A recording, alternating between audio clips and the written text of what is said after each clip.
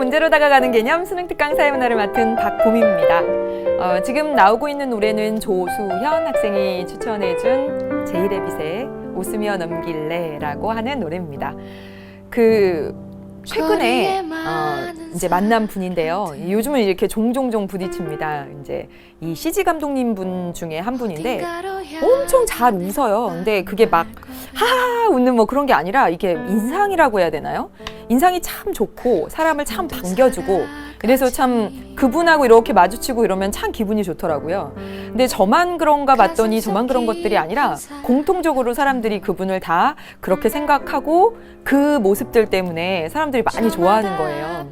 이 나이가 들면서 생각해 보니까 아주 이쁘고 또 화려한 사람보다는 이렇게 잘 웃고 편안한 사람이 참 좋더라고요. 제가 한때는 저도 좀 잘 웃는 편인데 제가 한때는 사람들이 날 대할 때 있어서 너무 조심성이 없이 나를 너무 편안하게 대하는 것 아닌가? 이런 생각이 들면서 나를 좀 어려운 사람으로 만들어야 봐야 되겠어. 이런 생각을 했던 적이 있었습니다. 좀 어렵게 대하라고 나를 그렇게 생각해 본 적이 있었었는데 가만히 내가 또 생각해 보면 어려운 사람들한테는 가기 싫더라고요. 편안한 사람들이 좋더라고요. 그래서 그냥 교실에서도 또 우리가 사회생활을 하면서도 좀 남들에게 편안한 사람들이 되었으면 좋겠다는 생각이 들고 좀 이렇게 편안한 사람이 되기 위해서는 특히 이거 웃으며 넘기는 일이 많아야 되겠다라는 생각도 듭니다. 가뜩이나 예민한 시기죠. 공부하느라고 집에서도 그렇고 학교에서도 그렇고 학원에서도 그렇고 그렇습니다. 예민할 텐데 좀 이렇게 부모님한테도 웃으며 넘겨주고 동생한테도 언니한테도 친구들한테도 좀 웃으며 넘겨줘서 좀 편안한 사람들한테 편안한 사람이 되시길 바라겠습니다. 불편한 존재는 아니시겠죠. 오늘 이번 시간에는 사회 이동과 사회 계층 구조 할 겁니다. 우리 수능 특강 교재로 하면요. 112페이지가 됩니다. 그래서 사회 이동과 사회 계층 구조는 전체적으로 어디에 해당되는지 한번 확인을 해보도록 할게요. 바로 여기입니다. 여기. 지금 우리 지지난 시간부터 해서 4단원 들어왔었죠. 왔죠. 그래서 사회 불평등 현상을 주인공으로 이야기하고 있습니다. 지지난 시간에 했던 내용들 생각나시나요? 당연히 사회 불평등 현상이 뭔지는 아주 간략하게 우리 압축 개념, 핵심 개념 정리하고 있으니까. 그래서 이거 두 가지 봤었죠. 계급과 계층 이론 그리고 관점에 대한 이야기를 하고 지난 시간에 문제풀이를 해보았습니다. 사회 불평등 현상에 이해하는 이 부분에서는 계급과 계층 관점뿐만 아니라 이 사회 이동과 계층 구조에 대해서도 나와요.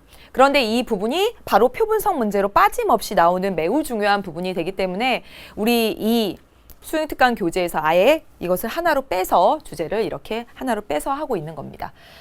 이번 시간에 바로 사회 이동과 사회 계층 구조에 대해서 배우는데 우리 표 문제를 풀기 위해서는 얘네들과 관련해서 기본적인 개념들을 꼭 알고 있어야 됩니다. 표 문제를 풀기 위한 이제 베이스를 다지는 거죠.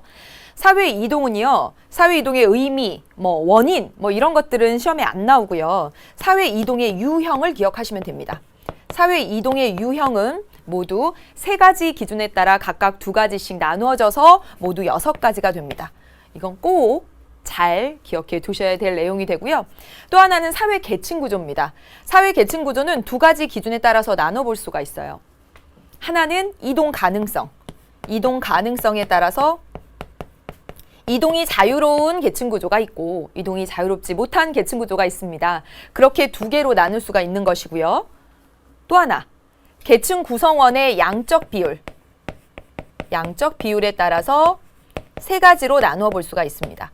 그래서 계층 구조는 모두 5가지를 공부하게 됩니다. 물론 타원형도 있고 완전 평등형, 완전 불평등형 이런 것까지 확대시켜서 우리 배우긴 했었지만 지금 여기 나오는 것들이 시험에 나오는 수능에 나오는 것 중심으로 계층 구조를 따지면 5개가 된다라는 것이죠.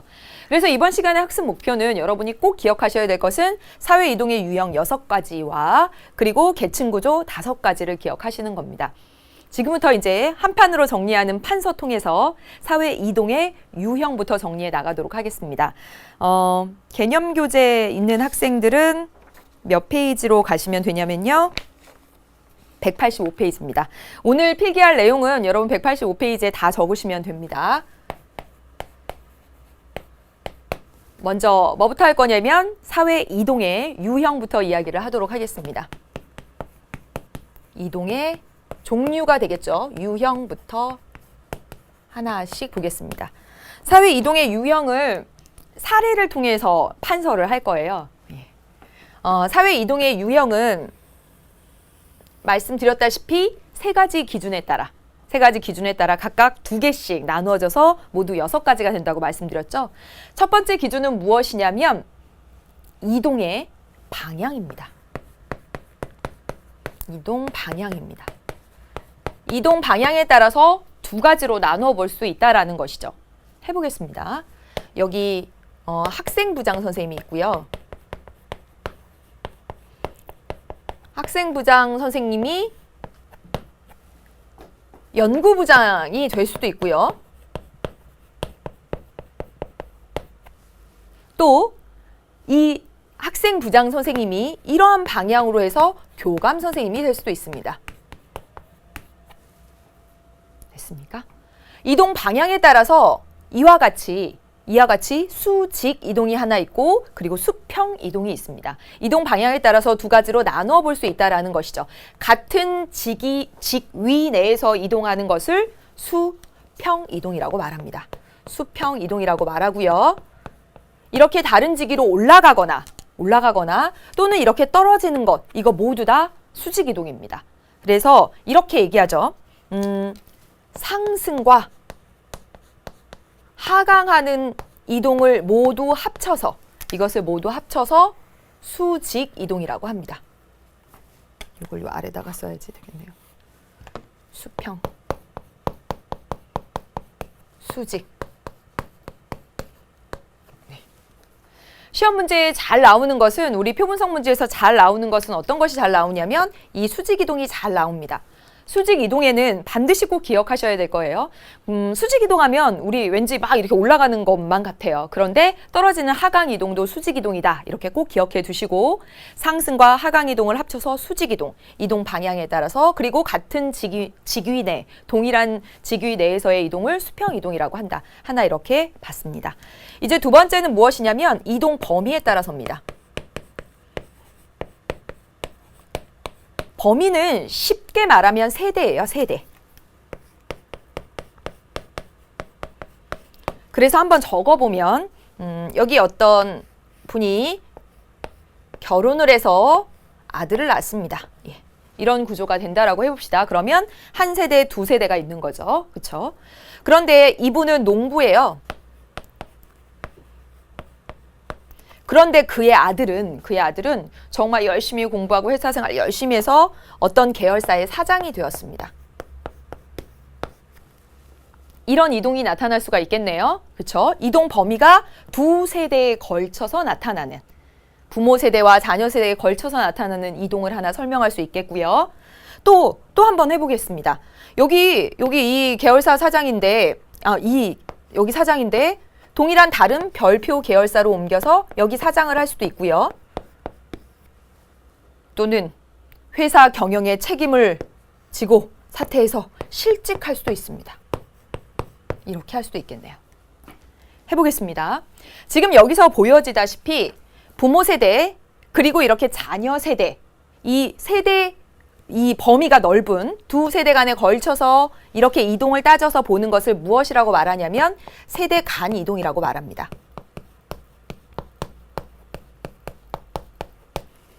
그런데요, 지금 여기서 보시다시피 여기 사장이었다가 별표 계열사 사장으로 옮기거나 아니면 실직을 하거나 이런 것들은 한 사람의 일생 내에서 나타나고 있죠. 맞습니까? 이런 것들을 무엇이라고 얘기하냐면 세대 내의 이동이라고 말합니다.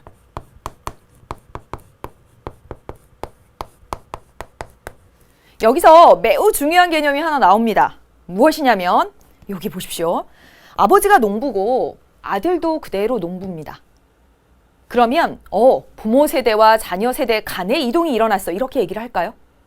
아버지도 농부고 자녀도 농부면. 그렇죠. 똑같은 직위를 그대로 유지하고 있다면 세대 간 이동했다라고 말하지 않습니다. 세대 간 이동했다라고 말할 때는 수직 이동을 말하는 것입니다. 부모 세대와 자녀 세대 간의 이와 같은, 또는 아버지가 사장이었는데 아들은 실업자, 이렇게 돼도 수직 이동이 나타난 것이라고 보는 것이죠. 하지만 세대 간의 이동이 나타났다라고 보는 것이죠. 이렇게 아버지는 사장이고 아들이 실업자인 경우에도. 그런데 이와 같이 세대 내의 이동은요, 한 사람의 일생 내의 이동은 이렇게 떨어지는 하강의 수직 이동뿐만 아니라 수평 이동도 다 세대 내의 이동이라고 부릅니다. 여기까지 되셨나요? 살펴봤습니다. 여기 여러분은 밑에다가 이렇게 해서 쓰시면 되고요. 저는 칸이 부족하니까 여기 이렇게 와서 이렇게 쓰겠습니다. 또 하나의 기준은 무엇이냐면 이동 원인입니다. 이동 원인에 따라 또 두 가지로 나눠 볼 수가 있습니다. 어떻게 나눠 볼 수 있냐면, 예를 들어서 이 하트 탄광의 광부입니다. 그런데 이 광부가 옆에 탄광에 스카우트 돼서 별표 탄광의 광부가 될 수도 있겠죠. 그리고 굉장히 열심히 노력해서 능력을 발휘해서 이 탄광의 사장이 될 수도 있습니다. 됐습니까? 그런데 또 이러한 일이 발생할 수도 있어요. 산업 구조 조정으로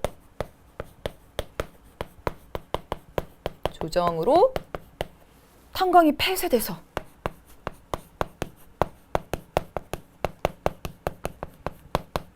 폐쇄로 실직을 할 수도 있습니다.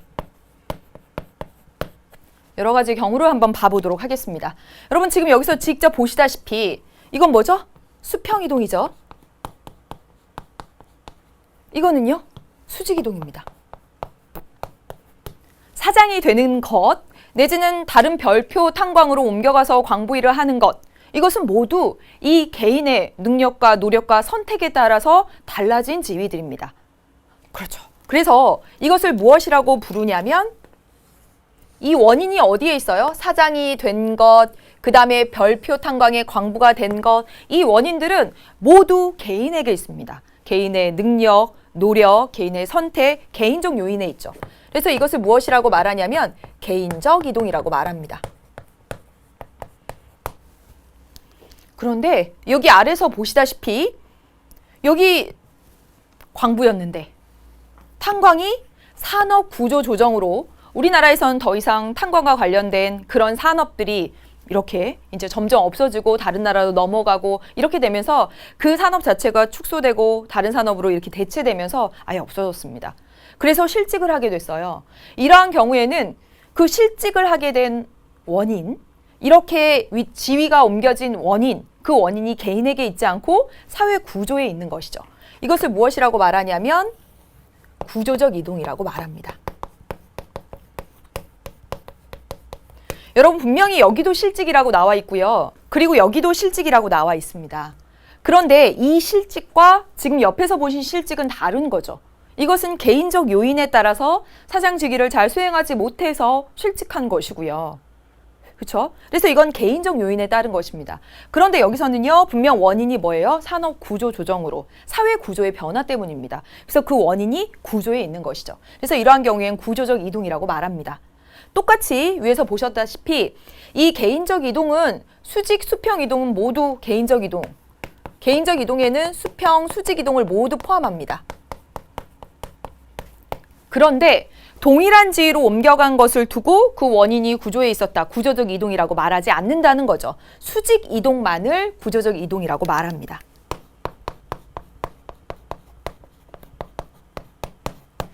그래서 그림으로 그리면 이렇게 돼요. 가장 기본적인 우리 사회 이동의 유형이 뭐냐면 수평 이동과 수직 이동이 되거든요. 세대 내 이동, 그리고 세대, 여기 밑에다 쓸까요? 세대 간 이동, 개인적 이동, 그리고 구조적 이동. 여기서 살펴보다시피 개인적 이동에서는 수평과 수직 이동이 다 나타나죠? 그쵸? 개인적 이동에서는 수평 이동도 나타나고 수직 이동도 살펴볼 수가 있습니다. 또 여기 가서 볼까요? 세대 내 이동에서는 역시나 수평 이동도 나타나고 그리고 수직 이동도 나타납니다. 그렇죠? 그래서 세대 내 이동에서는 수평 이동도 나타나고 수직 이동도 나타나요. 하지만 여기 구조적 이동에서는 무엇만 나타나요? 수직 이동만 나타나고 세대 간 이동에서도 무엇만 나타나요? 수직 이동만 설명할 수 있다라는 거죠. 그래서 우리 세대 간 이동에서는 수평 이동이 나타나지 않고요. 구조적 이동에서도 역시 수직 이동만. 이렇게 해서 이렇게 간략하게 지금껏 내용을 이렇게 압축해서 그림으로 정리를 해보았습니다. 되셨나요? 학생들이 사실은 이동 방향에 따라 수직, 수평, 그리고 이동 범위에 따라 세대 간, 세대 내, 그리고 이동 원인에 따라 개인적인 것, 구조적인 것, 이렇게 그냥 단순히 외워버리면 사실 굉장히 간단한 겁니다. 하지만 시험 문제로 나올 때는 이와 같이 실제 사례가 주어지고 찾으라고 하기 때문에 일부러 판서를 조금 더 복잡하게 했고요. 그리고 마지막 이 별표한 내용을 꼭 기억해 주시길 바라겠습니다. 여기까지 해서 사회 이동의 유형과 관련된 이야기를 해보았습니다. 이제 뭐 할 거냐면 계층 구조에 대한 이야기를 해볼게요. 이거 지우고 다시 앞으로 가서 하겠습니다.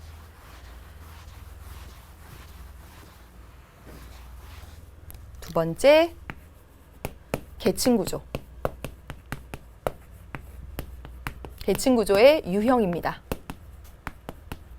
계층 구조의 유형은 여러분이 방금 앞에서 살펴보셨듯이 이것도 기준이 두 가지가 있습니다. 하나는 무엇이냐면 이동 가능성이에요. 여기서 말하는 이 이동 가능성이라고 하는 것은 무엇이냐면 우리가 지금 배우는 사회 이동의 유형들 있잖아요. 그 가운데서 수직 이동의 가능성입니다. 그래서 이렇게 나눠볼 수가 있는 거죠. 수직 이동이 여기서 말하는 이동이 수직 이동이에요.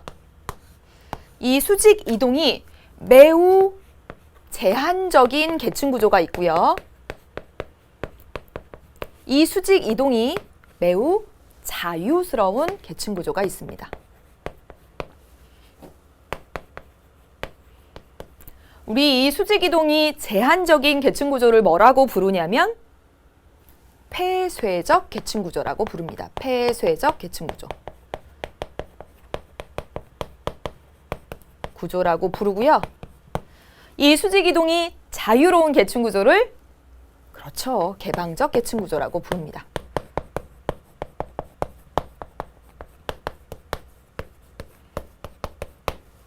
그림으로 표현해 보면 뭐 어려울 거 없는 사회의 상중 하층 뭐 이렇게 있다면 이 동일한 계층 내에서의 이렇게 이동만 가능할 뿐 이 안에서의 무슨 이동? 수평 이동만 가능해요. 이동만 나타날 뿐 계층을 뛰어넘는 수직 이동은 불가능하다는 거죠. 그래서 폐쇄적 계층 구조라고 부릅니다. 이에 비해서 개방적 계층 구조는 어떻게 그리면 되겠습니까? 당연히 수평 이동은 나타나죠. 수평 이동은 당연히 나타납니다. 당연히 나타나고 여기 이게 자유롭고 이게 제한적이고 여기 개방적 계층 구조에서는 수평 이동은 당연히 나타나는 것이고 이게 당연히 나타나고요. 이렇게 위로 올라가는 이동도 그리고 아래로 내려오는 이동도 자유롭게 나타납니다. 그래서 수직 이동도 나타나죠. 이것을 개방적 계층 구조라고 말합니다. 어려울 거 없죠. 보통 이 폐쇄적 계층 구조가 나타나는 데는 어딜까요? 그렇죠. 공건적 신분사회에서. 신분사회에서.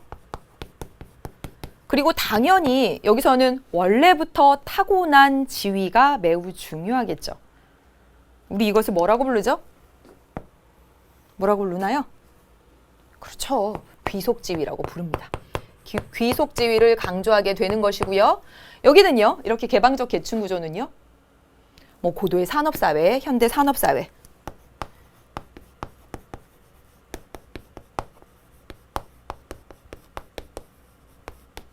바로 이와 같은 모습이 나타나고요. 능력과 노력을 통해서 획득한 지위가 중요해집니다. 그것을 무엇이라고 말하냐면 그렇죠. 성취주의라고 말합니다. 지금 다 됐네요. 이동 가능성에 따라서 제한적인 폐쇄적 계층 구조와 수직 이동이 자유로운 개방적 계층 구조가 있다. 여기까지 기억하시면 되고요. 별로 어려운 내용 없습니다. 이제 두 번째 기준에 따라서 세 가지를 더 해보면 됩니다. 두 번째 기준은 계층 구성원의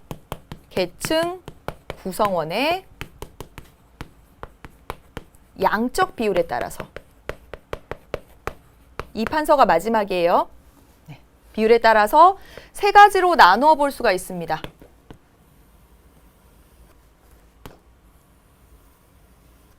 세 가지로 나누어 볼 수가 있는데요. 지금 나온 기준이 뭐였어요? 계층 구성원의 양적 비율이었잖아요. 그래서 그 양적 비율이 하나는 어떤 형태로 나타나냐면 상층이 있고 중층이 있고 하층이 있는데 그 양적 비율이 말이야 상보다는 중이 많고 중보다는 하가 많은 이러한 계층 구조가 하나 있을 것이고 또 하나 중이 가장 많은 그러한 계층 구조가 있을 것이고 중이 가장 적고 이렇게 쓰나요? 예. 적고 하가 많으며 또 중보다는 조금 더 많은 상이 있는 그런 형태, 그런 계층 구조가 있을 겁니다. 그래서 이것을 계층 구조 모양으로 표시를 해보면 이거 그대로 그려보면 어떻게 그려지나요? 상이 가장 많고 그 다음에 중이고 하가 가장 많고 그 다음에 중이고 상이고 이런 형태죠. 이렇게 그려지면 딱 맞죠? 하가 가장 많고 중이고 상이고 되셨나요? 그 다음에 여기는요. 중이 가장 많다고 했으니까 이렇게 그리면 되겠습니다. 중층이 가장 많은 형태가 되죠. 여기 중층이 가장 적다라고 했으니까 중층이 매우 적고 대부분이 하층인 이런 형태로 그리면 되겠죠. 그러면 이 모양 그대로 이것을 피라미드형 계층 구조라고 부르는 것이고 굉장히 쉽습니다. 그리고 여기는요. 다이아몬드형 계층 구조라고 부르는 것이고 그리고 마지막 여기는요. 뭐처럼 생겼습니까? 그렇죠. 모래시계형 계층 구조라고 부르는 것입니다. 각각의 특징들을 간략하게 하나씩 써보면 이 피라미드형 계층 구조에서는요. 보통 피라미드형 계층 구조는 어디서 나타나나요? 대다수가 이렇게 하층을 형성하고 소수의 잘 사는 사람들이 이렇게 있는 이런 피라미드형 계층 구조는 많이 봤습니다. 어디 뭐 인도 카스트 사회나 또 과거 우리 조선시대 뭐 고려시대 뭐 이런 데 그릴 때 이렇죠. 그래서 신분사회에서 많이 보여집니다. 봉건적 신분사회에서 많이 보여지고요. 보시다시피 사회의 하층이 대다수를 형성하고 있기 때문에 사회는 안정적이지 못한 거죠. 그래서 보기에 그림은 굉장히 삼각형으로 딱 안정되어 보이지만 사회의 안정도는 높지 않습니다. 안정도가 높지 않습니다. 그런데 이것은요. 바로 중층이 많아진 형태가 됐습니다. 중층이 굉장히 많아졌죠. 그렇죠?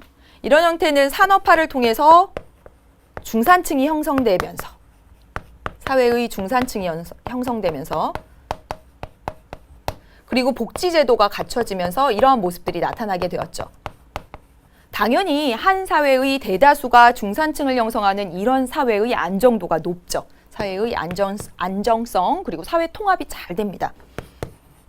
통합 안정성이 잘 됩니다. 마지막 모래시계형을 보시면 어떤 모양이 되냐면요. 잘 사는 소수와 다 못 살아요. 그렇죠. 그래서 우린 이걸 이렇게 표시하기도 합니다. 20대 80의 사회. 20%의 잘 사는 사람과 80%의 못 사는 사람들로 양극화되었다. 이렇게 표현을 하죠. 그래서 보통 이러한 모래시계형 계층 구조를 말하는 사람들은 지금 현대사회가 세계화 또는 정보화 사회라고 말하잖아요.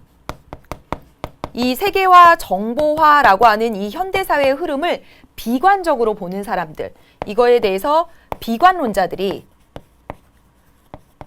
바로 세계화, 정보화 될수록 이 사회는 소수의 잘 사는 사람과 대다수의 못 사는 사람으로 이렇게 양극화될 것이다. 이렇게 판단합니다.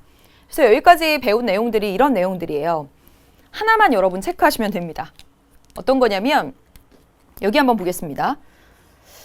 피라미드형 계층 구조가 봉건적 신분사회에서 보통 많이 나타나는군요. 그렇죠? 그런데 여기 보면 뭐가 나타나냐면 폐쇄적 계층 구조도 봉건적 신분사회에서 보통 나타난다라고 돼 있네요. 그러면 이건 시험의 선지로도 굉장히 많이 나왔던 것인데요. 이렇게 생각을 합니다. 피라미드형 계층 구조는 폐쇄적 계층 구조구나. 이렇게 생각을 합니다. 그런데 절대로 이렇게 생각하시면 안 된다는 거죠. 꼭 기억하셔야 됩니다. 물론 이렇게 봉건적 신분사회를 보면 뭐 인도 사회, 카스트를 넘나들 수 없잖아요. 수직 이동이 불가능한 그런 폐쇄적 계층 구조였습니다. 거기서 나타나는 상중하의 양적 비율에 따라서 보면 이렇게 피라미드형이 나타났죠. 그런데 반예로 예를 들어서 1960년대 우리나라를 생각해 봅시다. 5, 60년대 한국전쟁 막 끝나고 나서 우리나라를 생각해 보시면 진짜 가난했다고 하더라고요. 제가 어떤 소설을 읽었는데 거기에 그런 얘기가 나왔어요. 여러분 꿀꿀이죽 들어봤어요? 저 꿀꿀이죽을 들어봤어요. 그런데 그게 어떻게 만들어진 건지는 몰랐어요. 그게 말이죠. 그 한국전쟁 끝나고 나서 우리나라에 주둔한 미군들이 그 미군 부대에서 식사를 하잖아요. 여러분들 급식 먹고 이제 잔반 버리죠. 그죠? 잔반통에 먹은 것만큼 잔반통에 쌓입니다. 그렇지 않나요? 참 신기해요. 세계에 우리가 먹는 음식의 3분의 1이 버려진다라는 뭐 기사도 봤는데 그게 버려집니다. 그렇게 그때 당시에 미군들이 식사하고 남은 그 잔반들 있죠. 그것들을 시장의 상인들이 가지고 와서 푹푹 끓인 거예요. 그걸 판 겁니다. 그게 꿀꿀이 죽인 거예요. 그래서 사람들이 시장에서 그거를 한 그릇씩 해서 단돈 얼마에 이렇게 사 먹으면서 끼니를 때웠던 거죠. 1950년대, 60년대 이럴 때 우리나라 사람들이 그렇게 가난했던 겁니다. 진짜 그런데 세상에 눈부시게 변했어요. 아무튼 그때 우리나라를 생각해 보면 대다수의 사람들이 정말 그런 꿀꿀이죽 먹으면서 그것마저도 아끼느라고 못 먹으면서 못 살았던 그런 시절이었습니다. 그때 당연히 피라미드형 계층 구조였겠죠. 그런데 그때 한국 사회는 수직 이동이 불가능한 폐쇄적 계층 구조다라고 말할 수 없습니다. 그 소설에도 나타났듯이 그 세대의 부모들은 그렇게 꿀꿀이죽도 아껴가면서 막 열심히 노력해서 아이들을 학교에 보내서 판사시키고 그래서 상층으로 이동하려고 끊임없이 노력하는 장면들이 그 소설에 나오거든요. 따라서 피라미드형 계층 구조라고 해서 그것이 모두 폐쇄적이다라고 생각하시면 안 된다는 거 매우 중요한 얘기까지 해드렸습니다. 그래서 여기까지 해서 사회 이동의 유형과 계층 구조의 유형까지 해서 모두 11가지죠. 11가지를 정리했습니다. 이제 어떻게 할 거냐면요. 여기 부분의 문제가 쉽지가 않아요. 그래서 우리 원래는 딱 1시간 압축, 1시간 문제 이렇게 했는데요. 이번 시간에 미리 문제풀이를 나갑니다. 117쪽에 1번 문제부터 지금부터 풀이를 하도록 하겠습니다. 문제풀이 아직 안 된 학생들은 멈춤하시고 문제풀이 하시고 저랑 같이 하셨으면 좋겠습니다. 117페이지에 1번 문제부터 보도록 하지요. 이 문제는 어려운 문제가 아닙니다. 그래프를 통해서 강화시킬 수 있는 주장으로 가장 적절한 것은 이렇게 나왔어요. 빈곤 탈출률이라고 나왔네요. 하위층에서 탈출하는 비율이에요. 빈곤 탈출률이 저소득층이 중산층이나 고소득층으로 이동한 비율. 그러니까 계층 이동한 비율이 되는 거죠. 특히 상승 이동한 비율이 되는 겁니다. 그런데 보시다시피 어떠냐면 빈곤 탈출률이 점점 낮아지고 있어요. 다시 말하면 저소득층이 중산층이나 고소득층으로 올라가지, 계층 이동하지 잘 못하고 있다라는 그 얘기죠. 그거 찾아보면 됩니다. 1번 사회 이동이 빈번해지고 있다.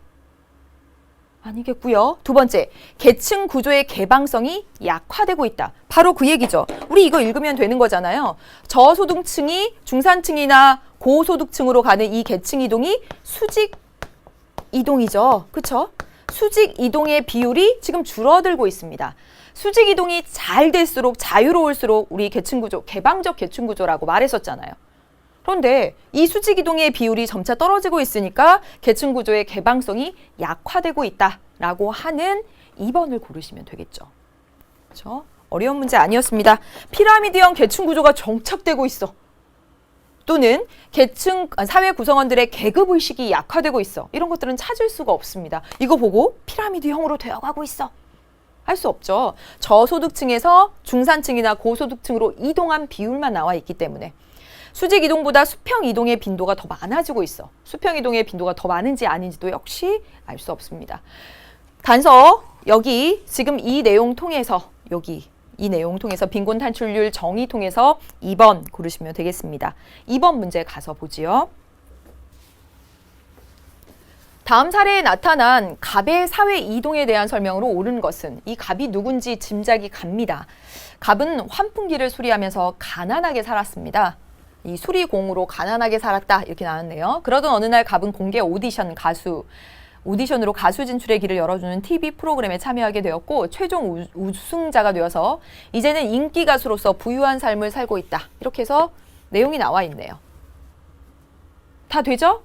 갑의 부모의 사회적 지위나 상층인지 중층인지 알 수 없으니까 갑의 세대 내만 나와 있습니다. 세대 내에 이동을 한 것이고요. 어때요? 수직 이동한 거죠. 어떤 수직 이동? 올라가는 상승인 수직 이동한 겁니다. 사회 구조가 변했어요? 아니죠. 이 개인이 노력해서 그렇죠. 그럼 여기서 찾을 수 있는 것은 세대 내에서 상승의 수직 이동을 했는데 개인적 이동했다라는 내용 있는 것으로 찾아보면 됩니다. 어렵지 않은 문제지요. 하강 이동, 수평 이동, 구조적 이동, 그리고 세대 내 이동이면서 여기가 맞네요. 이 마지막에는 세대 간 이동 알 수 없고요. 구조적 이동도 역시 아니죠. 그렇죠? 그래서 정답은 4번 고르면 되는 간단한 문제였습니다. 어렵습니까? 3번 문제를 가서 보도록 하겠습니다. 그림은 A국의 계층 구조의 변화를 보여주고 있다 했습니다. 여러분 문제 잘 보십시오. 계층 구조라고 나와 있어요. 계층 구조라고. 그러면 여러분 머릿속에 뭐 생각해야 돼요? 개방적, 폐쇄적. 피라미드, 다이아몬드, 그리고 모래시계. 이거 떠올리셔야 되죠. 그런데 이 문제를 딱 보니까 뭐 나왔어요? 상중 하층의 양적 비율이 나왔습니다. 기억나시죠? 그러면 양적 비율에 따라서는 피라미드, 다이아몬드, 모래시계구나 할 수 있잖아요. 그러면 이제 그 가운데 하나를 찾아야 되는 거죠. 그렇죠? 여기는 상층이 가장 적고 중층이 그 다음이고 하층이 가장 많은 형태 그려보면 그대로 나오죠. 이런 형태가 되는 거죠. 좀 지울까요? 네. 그렇죠? 두 번째, 중층이 가장 많은 형태네요. 어떻게 그려요? 이 형태. 됐습니다. 끝났네요. 이제 문제를 풀어보도록 하겠습니다. 기억, 구조적 이동은 발생하지 않았다. 지금 A국의 계층 구조가 2000년하고 2001년인데 만약에 예를 들어서 T년과 T 플러스 1년인데 여기서 이렇게 변했대요. 그래서 중층이 많아진 이런 모습이 됐는데 구조적 이동은 발생하지 않았다라고 나왔습니다. 구조적 이동을 했는지 안 했는지 알 수가 없는 거죠. 그렇죠? 그래서 기억 틀린 겁니다. 두 번째, 계층 구조의 안정성이 높아졌다. 어떻습니까? 그렇죠. 한 사회의 중층 비율이 높으면 우리는 사회 통합에 유리하고 이 표현 썼죠. 사회 통합에 유리하다라는 표현도 기억하시고 계층 구조의 안정성이 높다라는 표현도 씁니다. 그래서 이거 역시 맞는 얘기가 되는 거죠. 디귿입니다. A국 국민의 평균적 소득 수준이 향상되었다. 사회 전반적으로 이렇게 중층이 많았었으니까 평균적 소득 수준이 향상됐다. 단정 지을 수 있나요? 여기 진짜 다 비슷해진 상태예요. 그런 상태에서 상중하로 나눈 것이고 만약에 T기에는 이 상층과 중층이 어마어마하게 왕부자인 상태였으면 여기가 더 평균적 소득 수준이 향상되었다라고 말할 수 없는 거잖아요. 여기 지금 비율, 상중하의 양적 비율만 나온 것을 보고 평균적으로 소득 수준이 높아졌네 떨어졌네는 판단할 근거가 없는 것이죠. 그래서 이거 틀렸습니다. 전 근대적 사회에서 흔히 나타나는 계층 구조가 이거죠. 봉건적 신분사회라는 표현을 이와 같이 쓴 것입니다. 전근대적 사회라는 표현을 쓴 것이죠. 맞는 얘기가 되고 기본 문제가 됩니다. 정답은 니은 리을 해서 4번 고르시면 되겠고요. 다음 문제는 이제 표가 쫙 나왔습니다. 조금 어려운데요. 표가 나오면 그냥 어려운 것 같다라는 생각이 들잖아요. 여기선 하나만 유의하시면 됩니다. 다음에 설문조사 결과에 대한 분석으로 옳은 것은 했습니다. 자신의 계층 이동 가능성에 대해서 어떻게 생각하십니까? 이게 질문이에요. 이제 성별, 학력별, 계층별로 해서 이동 가능성이 높다, 낮다, 모르겠다에 대한 응답을 살펴본 거죠. 연도별로. 이렇게 살펴본 것입니다.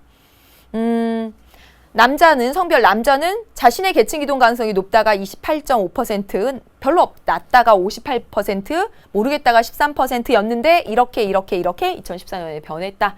이렇게 그냥 읽으시면 됩니다. 예, 문제를 풀면서 보도록 하겠습니다. 1번이에요. 폐쇄적 계층 구조로 변화하였다. 폐쇄적, 개방적 계층 구조를 나누는 근거는 수직 이동 가능성이었죠.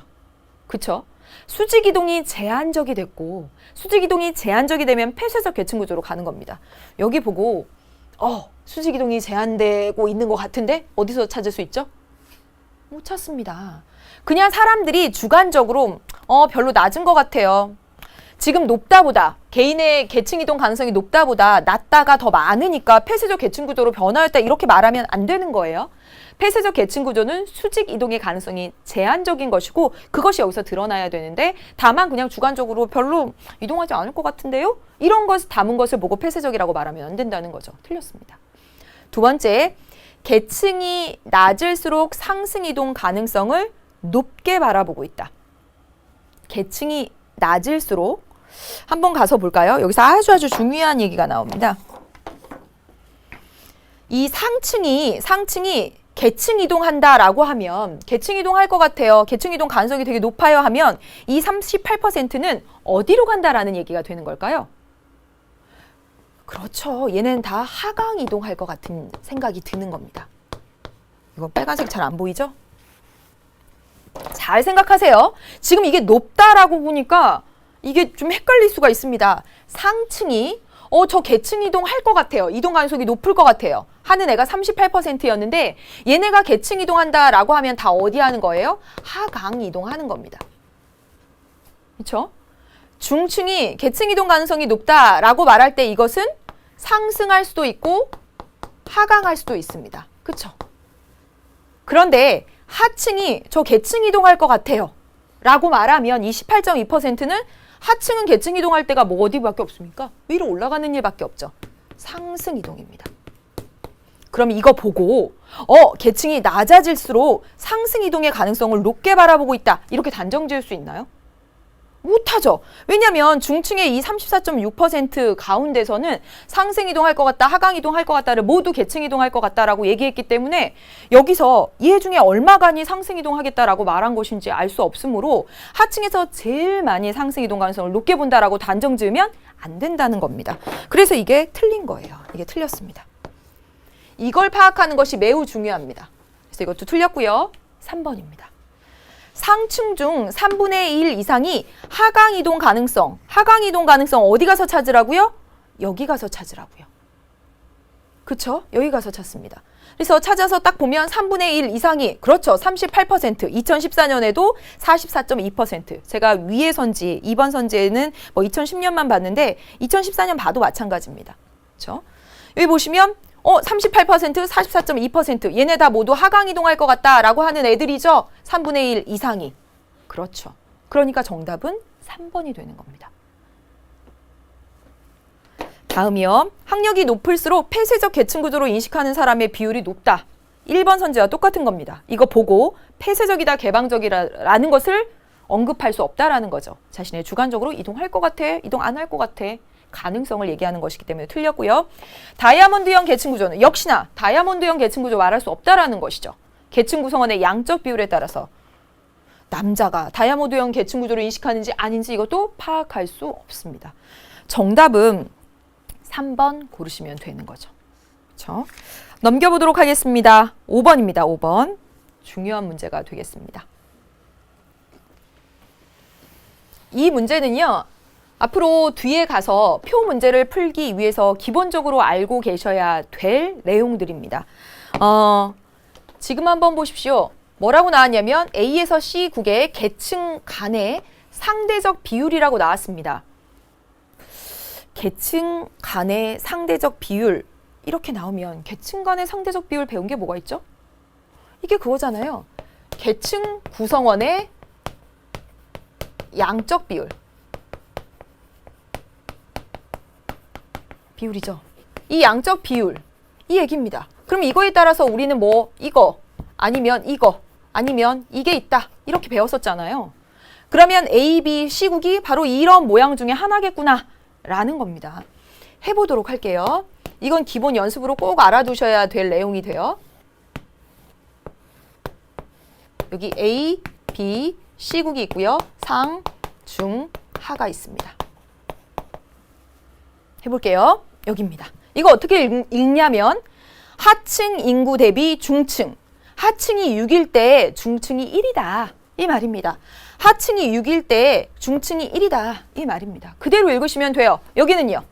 하층 인구 대비 상층이 2일 때, 하층이 2일 때 상층이 1이다. 하층이 2일 때 상층이 1이래요. 그럼 이거 그대로 하면 되잖아요. 2일 때 여기 절반이라는 거니까 6일 때 여기 얼마 가야 된다는 거죠? 3 가야 된다라는 것이죠. 그래서 이렇게 그려지는 겁니다. 두 번째, B국 해보겠습니다. 하층이 2일 때 중층이 1이래요. 그리고 하층이 6일 때 상층이 1이래요. 6일 때 상층이 1이랍니다. 그럼 이거 어떻게 맞추면 되겠습니까? 그렇죠. 여기가 2대 1이니까 6대 3 이렇게 쓰시면 되는 거죠. 그렇죠. 그럼 맞춰지는 거죠. 다음입니다. 여기 C국 보겠습니다. 하층이 1일 때 중층이 2랍니다. 하층이 1일 때 중층이 2래요. 네, 했습니다. 중층이네요. 예, 중층이 2입니다. 그러면 여기는 하층이 3일 때 상층이 1이래요. 3일 때 1이랍니다. 이거 어떻게 맞추면 되겠습니까? 어떻게 맞추면 되죠? 네. 여기 3일 때, 여기 1일 때 2였어요. 그러면 여기 3일 때 2배 가면 되잖아요. 6 가면 되겠네요. 그쵸. 그래서 다 맞춰졌습니다. 이렇게. 다 맞춰졌죠. 그래서 해보면 여기는 어떤 모양이 되냐면 중층이 가장 얇은 이런 형태가. 그쵸? 여기는 하층이 제일 이런 형태가. 여기는 어떤 형태냐면 중층이 빠방한 이런 형태가 이렇게 됐습니다. 이제 다 나온 것이죠. 그렇죠? 그래서 이거 그대로 해놓고 요 옆에다 해놓고 이제 문제풀이 하겠습니다. 그리고 C국은 이 형태 이렇게 해놓고 문제풀이 하면 되겠죠. 해보겠습니다. 지금부터는 별로 어렵지 않은 그런 문제입니다. 가장 폐쇄적인 계층 구조를 가진 국가는 A국이다. 맞습니까? 지금 여기서 나온 것은 무엇이냐면 계층 구성원의 양적 비율에 따라서 이렇게 나눈 것이지 폐쇄적인지 개방적인지 수직 이동 가능성에 따른 폐쇄적, 개방적 여부는 알 수 없다라는 것이죠. 따라서 A다 이렇게 단정할 수 없는 겁니다. 그렇죠? 두 번째, 상류층 인구가 가장 적은 국가는 B국이다. 상층 인구가 가장 적은 국가는 B국이다. 말할 수 있나요? 말할 수 없죠. 왜요? 지금 A, B, C국의 전체 인구를 알 수가 없습니다. 그렇죠? 여기는 1000명이 살고 여기는 10,000명이 살고 여기는 100명이 산다라고 해보세요. 그러면 B국의 상류층 인구가 가장 적을 겁니다. 근데 반대로 B국에 10,000명이 살고 여기는 100명이 살면요. B국의 상류층 인구가 가장 많을 거예요. 만이라고 썼나요?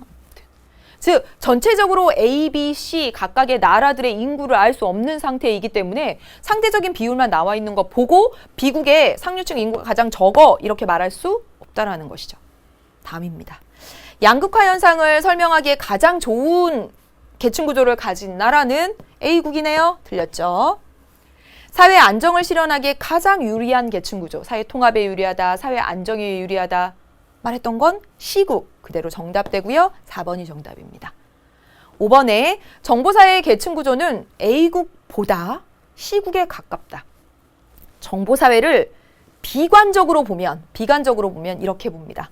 정보사회를 비관적으로 보면 이런 양극화된 이런 것이 될 거야 라고 말하고요. 정보사회를 낙관적으로 인식하면 이 다이아몬드형에서 더 나가서 중류층이 정말 빵빵해지는 타원형의 계층 구조를 말합니다. 따라서 여기서 정보사회 계층 구조는 이거다 이렇게 단정 지을 수 없는 겁니다. 그래서 틀렸죠. 정답은 4번이고요. 이와 같이 문제 속에서 계층 간 상대적 비율이라고 나오면 다이아몬드, 피라미드, 모래시계 중에 하나고 이것을 폐쇄적이나 개방적인 것과 연결시켜서는 절대로 안 된다는 것 꼭 유의하시길 바라겠습니다. 가장 오늘 이 시간에 한 문제 중에 중요한 문제고요. 4번 정답입니다. 마지막 문제 풀겠습니다. 다음 사례에 대해서 옳게 이해한 학생을 보기에서 고른 것은 했습니다. A국은 학력과 계층 간의 비례 관계가 뚜렷이 나타나는 나라래요. 학력이 높을수록 계층이 높아진다라는 것이죠. 가계 점원으로 근근히 생활하는 어머니와 함께 사는 고등학생 K는 명문 사립대학인 어떤 대학에 성적 우수 장학금 받고 입학했습니다. 얘는 이제 계층 상승할 가능성이 되게 있어 보입니다. 그렇죠? 학력과 계층 간의 비례 관계가 뚜렷이 나타나니까.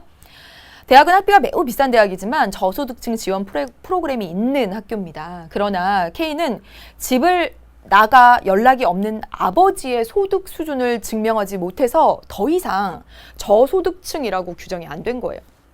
그래서 지원금을 받지 못하고 빚을 내어서 대학 생활을 해야만 했던 거죠. 빚이 점점 늘어서 결국 아르바이트를 해야 했던 K의 성적은 떨어졌고, 그러니까 담당 교수는 학비가 싼 다른 대학으로 옮기는 것이 어떠냐고 권유를 한 겁니다. K는 이 대학에 자신이 안 맞는다는 결론을 내리고 자퇴 후 가구점 사무원으로 일하고 있고요. 현재는 6만 달러의 빚을 진 채 이자를 갚아나가고 있다. 이렇게 나왔습니다. 보겠습니다. 계층이 대물림된 모습이 나타나 있죠. 어디서 어떻게 나타나 있습니까? 그렇죠. 가게 점원으로 근근히 생활하는 어머니처럼 이 K도 역시 가구점 사무원으로 6만 달러의 빚을 진 채 살아가고 있습니다. 그 하층에서 하층으로 대물림된 것이 고스란히 나타나 있습니다. 맞죠? 계층 상승은 개인의 노력에 달려 있음을 보여준다. 그런가요? 노력하면 얼마든지 대학에서 이렇게 지원받아서 얼마든지 노력하고 능력만 보여주면 돼. 아니죠. 지금 한계에 부닥쳤잖아요. 그렇죠? 어떤 이 저소득층 지원 프로그램의 대상이 되지 못하면서 빚을 지게 되면서 한계에 부닥쳤죠. 그렇죠? 그래서 틀렸고요. A국은 교육을 통해서 계층 상승을 이룰 수 없는 사회다. 이게 포인트인가요? 교육과 계층 간의 비례관계가 뚜렷한데 K는 그것을 달성하지 못한 거죠. 경제력이 없어서. 그렇죠? 그래서 없는 사회다 이렇게 말할 수 없고요. K에게 A국의 교육제도가 사회 이동의 통로로서 작용하지 못한 거죠. 좋은 대학에 들어갔음에도 끝까지 마치지 못했으므로. 정답은 갑정 해서 2번 이렇게 고르시면 되겠고요. 별로 어렵지 않은 문제였습니다. 이번 시간에 한 내용들 중에서 여러분이 반드시 정말 그 표 문제를 풀기 위해서 필요한 것이 무엇이냐면 바로 5번입니다. 5번. 계층 구성원의 계층 간 상대적 비율 이런 식으로 나와 있을 때 그것을 보고 어떤 계층 구조인지 찾아내는 것. 이것이 표 문제를 풀기 위한 가장 기본 베이스가 됩니다. 꼭 기억해서 꼭 복습해서 해오시고요. 다음 시간에 7번 문제부터 풀이해 나가도록 하겠습니다. 고생 많으셨습니다. 다음 시간에 만나도록 하죠. 안녕.